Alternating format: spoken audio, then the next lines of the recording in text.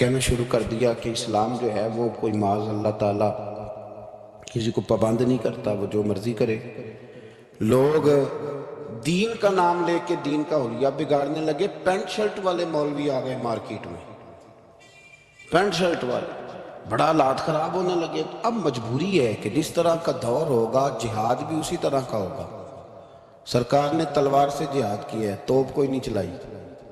اب آپ کہیں جی آپ توپ کیوں، آپ بندوق کیوں چلا رہے ہیں، حضور کی سنت کے مطابق چلیں۔ تو میرے بھائی تب تلوار سے لڑائی ہوتی تھی، اب توپ سے ہوتی۔ اب دور ہے میڈیا کا، وہ میڈیا پہ اعتراض کرے گا تو اسے جواب بھی میڈیا دے گا، اس کے مطابق آپ چلیں گے۔ تو صوفیاء کو بھی یہ استعمال کرنا پڑا۔ تو یہ باتیں آپ سمجھیں، صوفیاء کا ایک ہی مقصد ہے۔ ہمارے زمانے میں نا جو کام نہیں نہ ہو رہا وہ دین کی دعوت ہے۔ کیوں بھلا؟ اس لیے کہ لوگ تنقید کرتے ہیں، ہر بندے پہ ہی کرتے ہیں۔ وہ الگ بات ہے کہ میں محسوس زیادہ کر لوں گا، آپ محسوس زیادہ کر لیں، ورنہ ہر بندہ ہی تنقید کی زد میں، ہر بندہ وہ جس شعبے سے بھی تعلق رکھتا ہے۔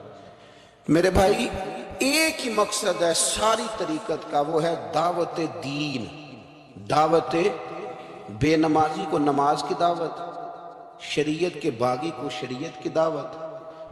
کبھی آپ نے یہ نہیں سنا ہوگا کہ مولوی ہڑتال پہ ہیں تو مسجدوں میں جمعہ نہیں ہوگا آج۔ کبھی سنا ہے؟ ڈاکٹر ہڑتال پہ جاتے ہیں کہ نہیں؟ وکیل، ٹرینوں والے، مولوی صاحب کبھی گئے ہوں کہ آج مولویوں کی ہڑتال ہے؟ اللہ کے فضل سے کبھی آپ نے نہیں سنا ہو، کبھی ایسا نہیں ہوا۔